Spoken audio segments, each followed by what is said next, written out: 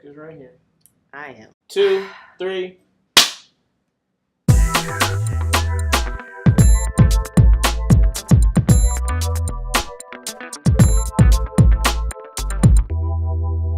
What's going on, guys? It's your girl Kat. I am here with another video. So if you're here, maybe you've seen my promo video, maybe you haven't, but I want to talk today about self-reflection. One of the things that I think we're lacking in this generation and just across the board, self-reflection is something that isn't quite taught. I mean, it's not taught in schools. If you were religious, it is taught, but sometimes we get so caught up in what everybody else is doing, we forget the focus is really on us and our behavior. Sometimes it can be confused with behavior modification, the idea that if I change this behavior, it changes what's on the inside of me, when in actuality, you're only dealing with surface level stuff and you haven't really gotten to the root of the issue. And I want to talk to you today about being more in touch with who you are, why you do what you do, how you do it, and if you can change those things. So this kind of came about in a conversation I was having with one of my coaching clients. As you know, I am a life coach. If you're looking for life coaching, shameless plug for my life coaching, you can email me at kbranchman@gmail.com, or you can go to www.katbranchman.com for more information on my prices and rates and session options if you're looking for a life coach. But I was talking to one of my coaching clients, and as we were talking, it seems like what she was focused on was everybody else, you know, my friends, my family, my coworkers, how they're responding to me, how they were responding to my weight loss. And for a moment, it seemed as if she was glazing over the main character of this movie on the main stage, which was herself. And I wanted to take the time to make a video to kind of point you in the direction of the number one person in your life, which is you.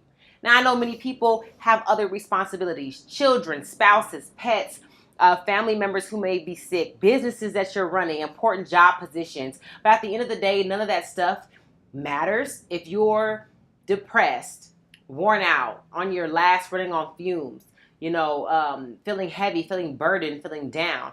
And a lot of times that stuff happens because we continually glaze over our needs, our wants. I'm going to give you some simple, basic steps you can do to implement self-reflection in your everyday life. Number one, slow down. Sometimes you're not aware of your behaviors because you're constantly going. When you're on this pace of get it done, get it over with, cross off the list, you miss a lot. And forget missing what you're doing and why you're doing it. You're missing the beautiful of just being alive. Being able to have the use of your legs or your eyes or your ears, your nose, and your mouth. Being able to experience another person. Being able to live in this great country. Don't get me wrong, I'm not saying it's perfect, but I am saying there are some great qualities about living in America, like freedom to practice whatever religion you want to, freedom of speech that other people in other countries don't get to enjoy. And when you're constantly moving and on the go, you tend to look over that stuff. So slow down. I know some of you are thinking, well, Catherine, what does that look like? I have a lot to do, I have people to take care of. How do I slow down and get everything done? A great way to slow down is to make a list. Give yourself to the end of the week and say, hey, I have until Friday to get this stuff done. I'm going to cross off 2 to 3 things. If I get 4 done, great. If I don't, that's okay. Reward yourself when you get things done. You make dinner, have a glass of wine. You go shopping for the kids and everything works out okay, get yourself a pedicure. I mean, whatever type of system you want to implement is fine, but slow down, use a list, and cross off things that you need to do and get done. Add some things on the list that are fun, that you are anticipating doing. Maybe you like to read. Maybe you like to knit. Maybe you like to barbecue or bake like I do. Maybe you like going out for happy hour like I do. Put those things on the list. Make it exciting for you to go down the list and get things done. You can use a dry erase board, a bulletin board, whatever. I don't care. Use Post-its for all I care. But focus on slowing down. Number 2, have time that you set aside every day for yourself. This may be the car ride home. This may be the car ride to pick up the kids. This may be early in the morning before you get your day started. This may be your bath or shower time. Maybe it's 10 minutes. Maybe you have the luxury of living by yourself and it's an hour. Make it a ritual, a habit. Make it religious to take time away from everything, even social media, disconnect, and get in touch with self. Use these times to journal. Use these times to talk to yourself. Use these times to meditate and pray. But take some time away from everything and everybody else and make it about you. There are many people watching this right now, and you probably can't remember the last time you did that. And if you can, Sunday at church doesn't count, okay? So I'm telling you, take some time away from everybody else and everything else just to sit. Don't try to fill that time with talk. Don't fill that time with calling your friend or texting or posting. That's not the same thing. Cut everything off and spend time with yourself. It's really important. That way, as you begin to make the space for yourself, you will learn how to hear better. You will learn how to see. You will pick up on maybe pains you've been having or problems you've been having or headaches you've been having. You can be aware of your body, of yourself, of your being. Be aware of your existence. You matter. Take time for yourself. Number 3, this is really simple. So grab a pencil, grab a paper. If your phone is in front of you, use your notepad, whatever you want to do, write these questions down. Number 3 is about interviewing yourself. You see, a lot of people see themselves in a certain light. They see themselves maybe 10 years ago, or maybe you see yourself as a child or teenager. Maybe you see yourself as an older person. The point is, you are constantly changing. You need to interview yourself. Ask yourself some questions that you probably know about other people, but you don't know about yourself. Here's some questions that I ask my life coaching clients when I am having a session with them that really helps me get to the root of some of their issues. And I'm going to give you a few of those today. Are you ready? Here we go. Question A, what do you want? For some of you, this question is going to drive you crazy because you want me to finish the sentence, but that's it. What do you want? What do you want in life? What do you want right now? What do you want for 20 years from now? However it comes to you, write down. Just begin to write. Just take your pen and draw circles until you start formulating sentences. What do you want for your life, for your future, for your present right now today? Write it down. What do you want? Question B. What did your mother teach you about what it means to be a woman? What did your mother teach you about what it means to be a woman? Now, it seems as if I'm giving you all my good stuff away, but I'm not. Because if you really want to get down to the good stuff, you're going to email me at kbranchman@gmail.com and you're going to book a session with me. But this is still a great way for you to start praying on it, meditating on this answer. What did your mother show you? Now, some of you may say, well, Kat, I'm adopted. My grandmother raised me. I never met her. She died before I was born. It doesn't matter because your mother represents something to you in your life. And even in her absence, she taught you something about what it means to be a woman.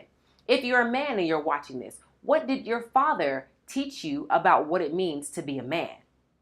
I didn't have a father in my life, and I still had to answer that question with my therapist, and it blew my mind looking at how much my father's absence impacted my value system as a woman, as a mother, and as a wife. So answer that question. Some of you guys, comment below. I would love to hear the answers to that question from some of you. Letter C. Who are you? Once again, this question is going to answer a lot for me as a coach and as a strategist coming up with a healthy plan for your life. But maybe you can look into it and pray on it and pull some things for yourself. Who are you? Now, many of you will start with your titles. That tells me a lot as well. Who are you? Who are you to others? Who are you to yourself? How do you see yourself? How do you think of yourself? Who are you? And question D, money maker. I love this question. I came up with Produce Where You Are 2 years ago. But here's the big question for Produce Where You Are. If time, money, resources, and any other obstacle was not an issue, what would your life look like right now? Don't worry about your socioeconomic status, your age, your gender, how much money you have in the bank, your education, if you have the hours on your job to take off. I don't care about any of that. I want you to articulate or write down what your life would look like if none of those things was a factor. How would you get up in the morning? What would you do to start your day? Are you answering emails? Are you on a plane? Are you sitting in your office in the corner? Are you working for yourself? What does your life look like? What kind of house do you live in? What kind of car do you drive? What does your body look like? What do you love eating? What is your vacation?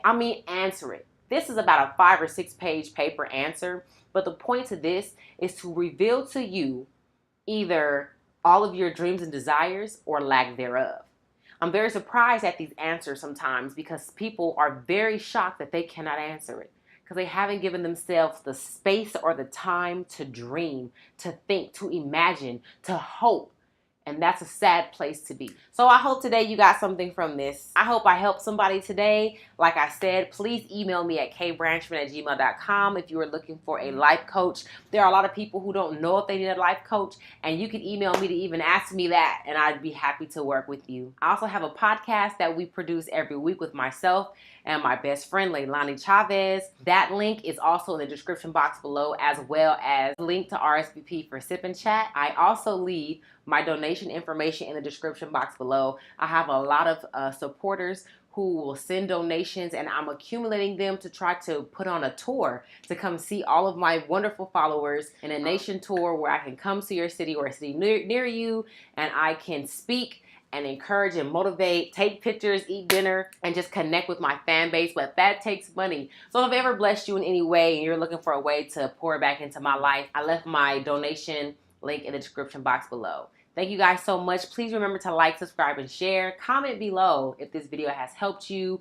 answer some of your questions, and remember, the best way to know what you want is to know who you are. And to know who you are, you gotta take time for yourself. You would never marry anybody who wouldn't take the time to date you. So date yourself. Get to know yourself. You're gonna be very surprised at what you discover. I'll see you guys next week. Peace.